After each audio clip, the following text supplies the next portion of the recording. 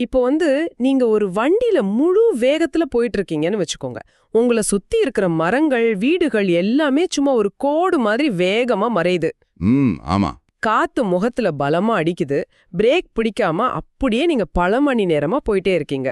உங்களோட முழு கவனமும் அந்த வேகத்திலயும் அடுத்து வரப்போற திருப்பத்திலயும் மட்டுமே இருக்கு. கண்டிப்பா அந்த ஒரு ஃபோக்கஸ் இருக்கும். அந்த நேரத்துல திடீர்னு எந்த முன்னறிவிப்பும் இல்லாம வண்டி மொத்தமா நின்னுடுச்சுன்னா, அந்த முதல் நொடியில ஒரு பேரமைதி இருக்கு, உங்களுக்கு தெரியும்ல? ஓ ஆமா, வெளியில இருக்கிற சப்தம் மட்டும் இல்ல, உங்களுக்குள்ள இத்தனை நேரமா ஓடிக்கிட்டு இருந்த அந்த பதற்றம் கூட மூச்சே நிக்கிற மாதிரி உறைஞ்சு போகும். சரியா சொன்னீங்க.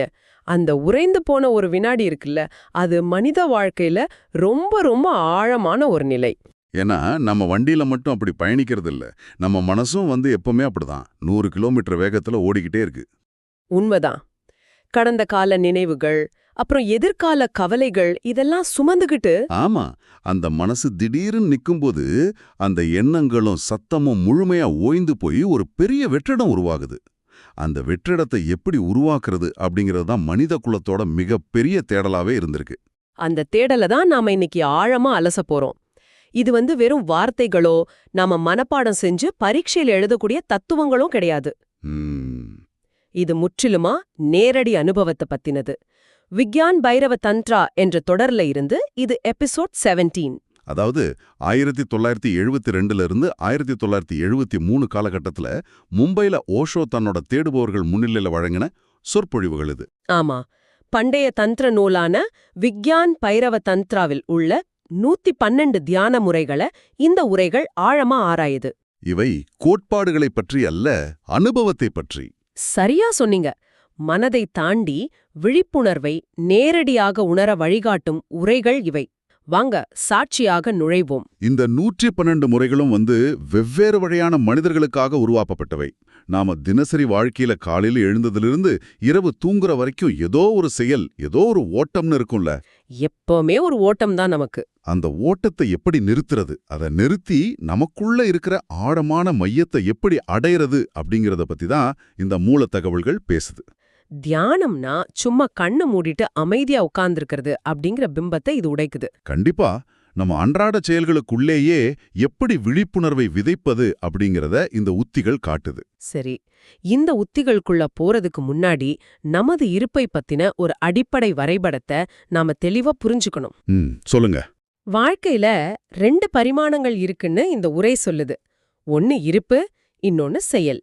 இத படிக்கும்போது எனக்கு ஒரு சைக்கிள் சக்கரத்தோட அமைப்பு தான் ஞாபகத்துக்கு வந்துச்சு. ஓ, அந்த சக்கரத்தோட சுற்றளவு? ஆமா, நாம எப்பவுமே அந்த சக்கரத்தோட விளிம்பிலேயே, அதாவது சுற்றளவிலேயே வாழ்ந்துகிட்டு இருக்கோம். வேலைக்கு போறது, பணம் சம்பாதிக்கிறது, சோஷியல் மீடியாவில் லைக்ஸ் வாங்குறதுன்னு அந்த விளிம்பிலேயே ஓடிக்கிட்டே இருக்கும். ஆனா அந்த சக்கர சுழல காரணமான அமைதியா இருக்கிற மைய அச்சு நாம மறந்துடுறோம். ஆமா, நாம அந்த விளிம்பிலேயே வாழ பழகிட்டோம் இல்லையா? அது ரொம்ப பொருத்தமான ஒப்பீடு. அந்த சக்கரத்தின் மைய அச்சு அமைதியா அசையாம இருக்கிறதுனால தான் விளிம்புல உள்ள சக்கரமே சுழல முடியுது. ஓ, அப்போ இருப்பு அப்படிங்கிறது அந்த மைய அச்சு மாதிரி. சரியா புடிச்சிங்க. அது நமது இயல்பு. அது ஏற்கனவே அங்கேதான் இருக்கு. அதை நாம புதிதா தேடி பெற வேண்டியதில்லை. ஆனா அந்த செயல் அப்படிங்கிறது சுற்றளவா? ஆமா, நாம என்ன செய்யறோம், எதை சாதிக்கிறோம், என்னவாக ஆக போறோம், இதெல்லாம் சுற்றளவுல தான் நடக்குது. அதனாலதான் நமக்கு துயரமும் மனவேதனையும் தொடருது. ஏன்னா விளிம்பு மாறிக்கிட்டே இருக்கும், அங்க நிலையான அமைதி இல்ல. கண்டிப்பா. இத நான் ஒரு நடைமுறை வாழ்க்கையோட பொருத்தி பாக்குறேன். ஒருத்தர் இரவு பகலா கஷ்டப்பட்டு ஒரு பெரிய பதவிக்கு வர்றாரு, நிறைய பணம் சம்பாதிக்கிறாரு. இதெல்லாம் செயல். ஆனா இதையெல்லாம் விட்டுட்டு எல்லாவற்றையும் துறந்துட்டு ஒருத்தர் சன்னியாசியா மாறுறாருன்னு வச்சுப்போம். அது அந்த மையத்துக்கு போற வழிதானே. ஆனா துறவியா மாறுறது கூட ஒரு செயல்தான்னு ஓஷோ சொல்றாரே. ஆமா, ஒரு திருடனா மாறுறதும் துறவியா மாறுறதும் ஒண்ணுதான்னு சொல்றாரு. அது எப்படின்னு எனக்கு கொஞ்சம் குழப்பமா இருக்கு. சுற்றளவை பொறுத்த வரைக்கும் ரெண்டுமே ஒண்ணுதான். ஏன்னா துறவியாக மாறுறதுக்கு ஒரு நோக்கம் இருக்கு, ஒரு முயற்சி இருக்கு. ஓ, அந்த உலக ஆசைகளை விட்டுட்டு ஆன்மீகத்துல பெரிய ஆளாகணும் அப்படிங்கிற எண்ணம். அதுவும் ஒரு வகையான ஆசைதான், அதுவும் ஒரு செயல்தான்.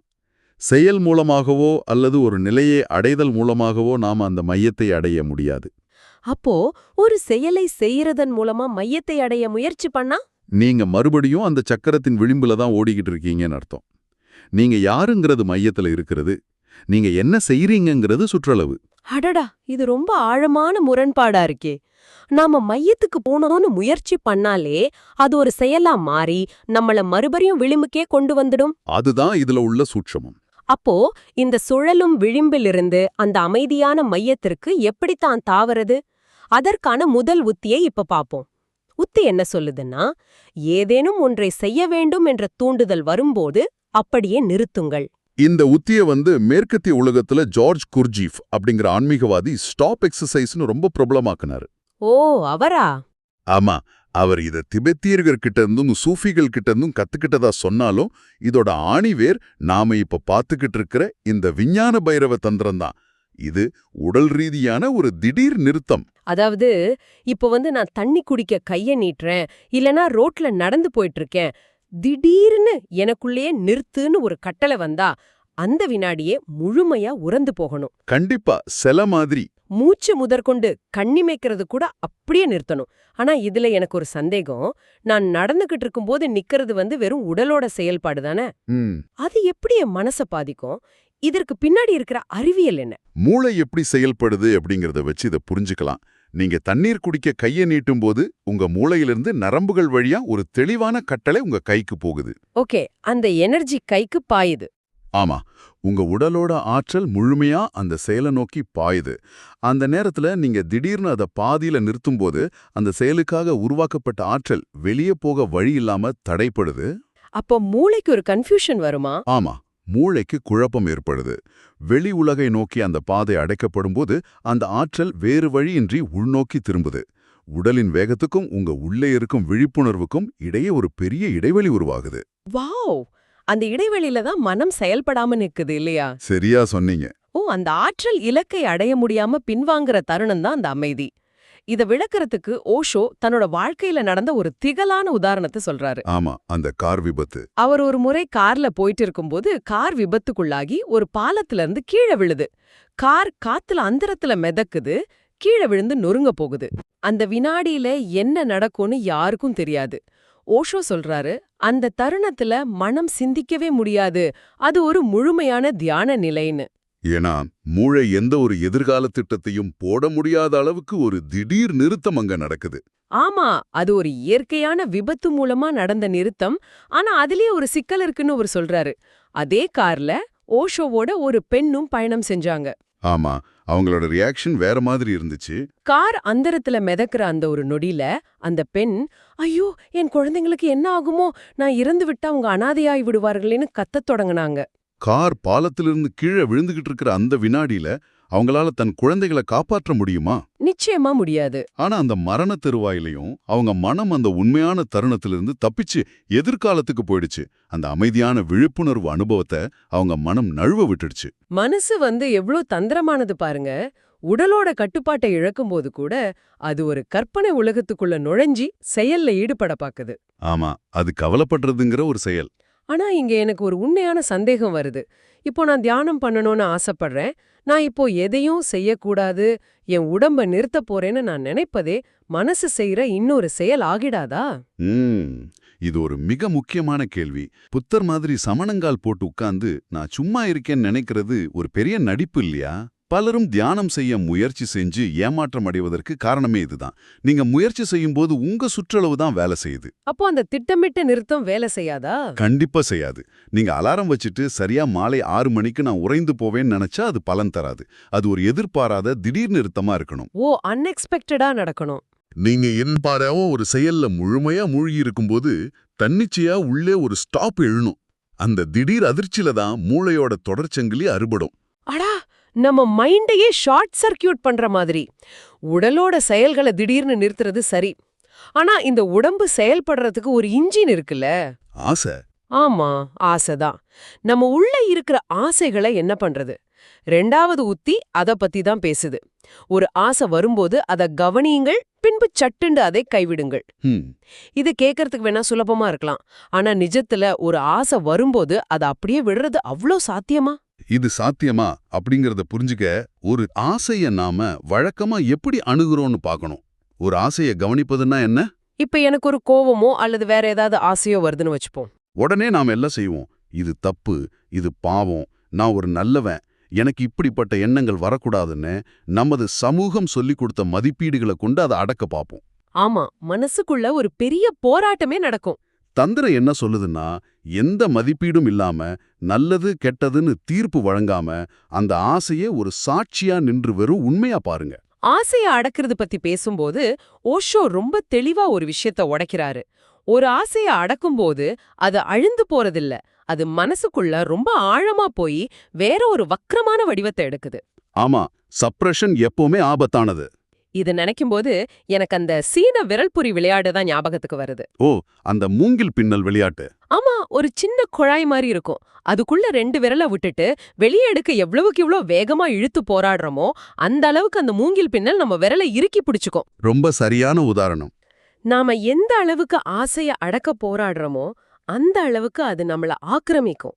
ஆனா எந்த போராட்டமும் இல்லாம விரலை தளர்த்தும் போது ரொம்ப ஈஸியா அதுலேருந்து வெளியே வந்துடலாம். அந்த மூங்கில் பொறி இருக்கிறத போல தான் ஆசையை எதிர்த்து போராடுற வரைக்கும் நீங்க அதோட பிணைக்கப்பட்டிருக்கீங்க. அது உங்ககிட்ட இருந்து தொடர்ந்து சக்தியை உறிஞ்சிக்கிட்டே இருக்கும். ஓ, அப்போ ஆசையை எதிர்க்கிறதும் அது மேல கவனம் செலுத்துற மாதிரி தான். கண்டிப்பா. ஆனா அதை எந்த தீர்ப்பும் இல்லாம அது எப்படி எழுகிறது, உடலை எப்படி பாதிக்குதுன்னு முழுமையா ஆராய்ந்து கைவிடுவது நம்மள ஆசையிலிருந்து தனிமைப்படுத்துது. அதாவது நாம ஆசையிலிருந்து விலகி நின்னு அதை வேடிக்கை பார்க்கிற ஒரு சாட்சியா மாறுறோம். ஆமா. இத விளக்குறதுக்கு ஓஷோ தன்னோட நண்பரோட கதைய சொல்றாரு. அந்த நண்பர் ஒரு செயின் ஸ்மோக்கர். பல வருஷமா சிகரெட் பிடிப்பதை நிறுத்த போராடிக்கிட்டு இருந்தாராம். காலையில சபதம் எடுப்பாரு. ஆமா, இனிமே நான் சிகரெட்டே தொடமாட்டேன்னு சொல்றது, ஆனா சாயந்தரம் திரும்பவும் ஒரு சிகரெட் எடுத்து பிடிக்கிறது. அந்த குற்ற உணர்ச்சியிலே அவர் ரொம்ப கஷ்டப்பட்டுட்டு இருந்தாரு. அப்போ ஓஷோ அவருக்கு ஒரு வித்தியாசமான ஐடியா சொல்றாரு. அது என்னன்னா, அடுத்த 7 நாட்களுக்கு நீ சிகரெட் பிடிக்கிறத நிறுத்தவே முயற்சி பண்ணாத, மாறாக அத முழுமையா ரசிச்சு உன் விழிப்புணர்வோட செய் அப்படின்னு சொல்றாரு. அது அறிவுரை மேலோட்டமா பார்த்தா முரண்பாடா தெரியும். சிகரெட்டை நிறுத்த நினைப்பவர்கிட்ட போய் முழுமையா சிகரெட் பிடின்னு சொல்றாருன்னு தோணும்.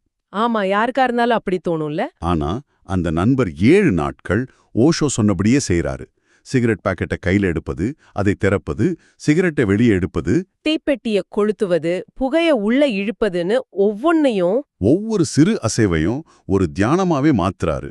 இயந்திரத்தனமா செய்யறதை நிறுத்திட்டு முழுமையான விழிப்புணர்வோட செய்யறாரு. ஓ, விழிப்புணர்வு வந்ததும் மாய விலகிடுது. சரியா சொன்னீங்க. எப்போ நீங்க ஒன்றை எதிர்க்காம தீர்ப்பு வழங்காம அதை முழுமையா உற்று ஓக்குறீங்களோ அங்கே மாயை விலகத் தொடங்குது. சரியா 3 வாரங்கள் கழிச்சு அவர் ஓஷோவை பார்க்கும்போது சிகரெட் பிடிப்பதை நிறுத்தணும்ன்ற அந்த போராட்டமே அவர்கிட்ட இல்ல. ஏன்னா அது முட்டாள்தனமானதுன்னு அவருக்கு புரிஞ்சிடுச்சு. ஆமா, உடலுக்கு எவ்வளவு தீங்கு விளைவிக்குது அப்படிங்கறது அவரோட சொந்த அனுபவமா மாறிடுச்சு. யாரோ புஸ்தகத்துல எழுதின அறிவுரையா இல்லாம அவர் உணர்ந்த உண்மையா மாறிடுச்சு. அப்படி ஆராய்ந்த பிறகு சிகரெட்டை கீழே போடுறது மாதிரி ரொம்ப சுலபமா எந்த குற்ற உணர்ச்சியும் இல்லாம அந்த ஆசையை அவரால் கைவிட முடிஞ்சது. ஒரு ஆசைய முழுமையா ஆராயும் போது நமக்கும் அந்த ஆசைக்கும் இடையே ஒரு இடைவெளி இருக்கிறத நம்ம அனுபவபூர்வமா உணர்றோம். ஆசைங்கிறது வெறும் அலை மட்டுமே. நாம அந்த ஆசை இல்லைன்னு புரிஞ்சுக்கிறோம். நான் வேறு, இந்த ஆசை வேறுங்கிற தெளிவு வரும்போது ஒரு உபயோகமில்லாத பொருளை கீழே எறியறது போல அந்த ஆசையை சுலபமாக கைவிட முடியுது. உட்கார்ந்து கவனிக்கிறதுங்கிறது ரொம்ப கடினமான காரியம். ஆமா, அவங்களுக்குள்ள இருக்கிற சத்தம் ரொம்ப அதிகமா இருக்கும். அவங்களுக்கு ஏதாவது உடற்பயிற்சி மாதிரியான தீவிரமான உத்தி இருக்கான்னு கேட்டா 3வது உத்தி அத பத்தி தான் பேசுது. இத கேளுங்க. முழுமையாக சோர்வடையும் வரை அலைந்து திரியுங்கள், பிறகு தரையில் விழுங்கள். அப்படி விழும்போது கவனித்து பாருங்கள். அமைதியா உட்கார முடியாதவங்களுக்கு உடலை முழுமையா பயன்படுத்தும் இந்த உத்தி மிக சிறந்தது. இத புரிஞ்சுக்க நமது உடல்ல உள்ள 3 வகையான ஆற்றல் நிலைகளை நாம தெரிஞ்சுக்கணும். அந்த எனர்ஜி லேயர்ஸ். ஆமா, முதலாவது நமது அன்றாட வேலைகளுக்கான ஆற்றல். நம்ம ஆபீஸ் போறது, வீட்டை சுத்தம் செய்யறது, பேசுறதுக்கெல்லாம் இது பயன்படும். இந்த ஆற்றல் மிக எளிதில் சோர்வடைந்து விடும். இப்போ நான் கொஞ்ச தூரம் வேகமா ஓடிட்டு வந்தா அப்பாடா மூச்சு வாங்குத உட்காருவேன்ல, அதுதான் முதல் லேயர். ஆனா தந்திரம் இதோட நிறுத்த சொல்லல. உண்மைதான். நீங்க சோர்வா உட்கார்ந்து இருக்கும்போது உங்க முதல் லேயர் தீந்துருச்சுன்னு அர்த்தம். ஆனா அந்த நேரத்துல உங்க வீட்ல திடீர்னு தீ பிடிச்சிட்டா என்ன செய்வீங்க? ஐயோ, எனக்கு ரொம்ப சோர்வா இருக்கு, நான் தீயிலே இருந்து போறேன்னா சொல்வீங்க? சான்ஸே இல்ல. எங்க இருந்தோ ஒரு ஸ்பீடு வரும். எங்கிருந்து ஒரு புதிய சக்தி பாய்ந்து வரும். நீங்க குதிச்சு எழுந்து ஓடுவீங்க. அதுதான் 2வது நிலை, அவசர கால ஆற்றல். இது நம் உயிர் பிழைப்பதற்காக இயற்கையாகவே சேமிச்சு வைக்கப்பட்டுள்ள ஆற்றல். 3வது லேயர் என்ன? 3வது நிலைங்கிறது பிரபஞ்ச ஆற்றல். இது எல்லையற்றது, வற்றாதது. எனக்கு இந்த 3வது உத்திய படிக்கும்போது ஒரு சின்ன சந்தேகம் வருது. ஓடி ஆடி டான்ஸ் ஆடி நம்ம உடம்ப முழுமையா சோர்வடைய செய்யறது மூலமா எப்படி அந்த எல்லையற்ற பிரபஞ்ச ஆற்றலை அடைய முடியும்? இனி என்னால ஒரு அடி கூட எடுத்து வைக்க முடியாதுன்னு நான் என் வீட்ட ஹால்ல தரையில விழுந்தா, என் குடும்பத்துல இருக்கிறவங்க நான் மயக்கம் போட்டு விழுந்துட்டேன்னு ஆம்புலன்ஸ்க்கு ஃபோன் பண்ணுவாங்க. இது நிஜமாவே சாத்தியமான ஒரு விஷயமா? பிரபஞ்ச ஆற்றல் அப்படிங்கிறது எந்த மாயாஜாலமும் இல்ல. அது நமது உடலின் மிக ஆழமான உயிரியல் இருப்பு. உங்க உடலும் மனதும் நான் ஒரு தனித்தன்மைய, ஒரு அகங்காரத்தை உருவாக்கி வச்சிருக்கு. ஈகோ. ஆமா, நீங்க முழுமையா சோர்வடையும் வரை ஓடும்போது முதல்ல உங்க அன்றாட ஆற்றல் தீருது. பின் உங்களை மீறி ஓடும்போது 2வது அவசரகால ஆற்றலும் தீருது. ஓ, அந்த 2 லேயரும் தீர்ந்து போகும் அந்த புள்ளியில. உங்க மனம் செயல்பட தேவையான சக்தியே இல்லாம போயிடுது. சிந்திக்கும் திறன் அணைந்து விடுகிறது. எந்தவித திட்டமிடலும் இல்லாம நீங்க தரையில விழும்போது உங்களை சுற்றியுள்ள எல்லைகள் உடையுது. அப்போ இந்த ஓஷோ தியான முகாம்கள்ல கலந்துக்கிற மக்கள் அந்த முழுமையான சோர்வு நிலையை எட்டும்போது திடீர்னு ஐயோ நான் இறந்து விடுவனோ அப்படின்னு பயப்படுறதுக்கு காரணம் இதுதானா? சரியா பிடிச்சிங்க. அவங்களோட அந்த 2வது எனர்ஜி லேயரும் தீர்ந்து போச்சு. இனிமே உயிர் வாழ சக்தி இல்லைன்னு உடல் நினைக்கும் போது வர்ற மரண பயம் தானா அது? மிகச்சரியா சொன்னீங்க. அந்த மரண பயம்ங்கிறது உடலோட பயம் அல்ல, அகங்காரத்தோட பயம். நான் அழியப் போகிறேன் என்று மனம் அலறுது. அந்த தருணத்துல என்ன பண்ணணும்? கொஞ்சம் தைரியத்தோட அந்த பயத்திற்கு அடிபணியாம இன்னும் ஒரு 8 முன்னேறி தன்னிச்சையா தரையில விழும்போது என்ன நடக்குது தெரியுமா? சொல்லுங்க. ஒரு நீர்த்துளி கடலோடு கலப்பது போல உங்களின் தனிப்பட்ட அடையாளத்தின் எல்லைகள் உடைந்து நீங்க அந்த பிரபஞ்சத்தின் முழுமையோடு கலக்குறீங்க. வாவ்! மனதின் சுற்றளவிலிருந்து விடுபட்டு முழுமையா நமது மையத்தோடு கலக்கும் தருணம் அது. சிந்திக்கும் மனம் இல்லாத அந்த இடம் ஆழமான அமைதியை கொடுக்குது. அதுதான் உண்மையான தியானம். கேட்கவே ரொம்ப பிரம்மாண்டமா இருக்கு. சுற்றளவிலிருந்து மையத்தை நோக்கி பயணிக்கும் இந்த 3 உத்திகளுமே 3 விதமான பாதைகள். கண்டிப்பா. உடல் செயல்களை திடீர்னு நிக்கிறது, மனசுல வர்ற ஆசைய அடக்காம சாட்சியா இருந்து ஆராய்ந்து கைவிடுவது, அல்லது உடலை முழுமையா சோர்வடைய செஞ்சு அந்த எல்லையற்ற மையத்துல விழுகிறது. இது எல்லாமே நம்மள விழிப்புணர்வுக்கு கொண்டு போற கருவிகள். தந்திரத்தின் அழகே அதுதான். அது தத்துவங்களை போதிக்கிறது இல்ல, கருவிகளை கொடுக்குது. நம்ம வாழ்க்கையில நாமே நேரடியாக பரிசோதிச்சு பார்க்கக்கூடிய உத்திகள் இவை. மனம் அமைதி அடையும் போது மட்டுமே, எந்த செயலும் இல்லாம வெறுமனே இருத்தல் நிகழும் போது மட்டுமே உண்மையான நான் வெளிப்படுது அப்படிங்கறத இந்த உத்திகள் நமக்கு மீண்டும் மீண்டும் உணர்த்துது.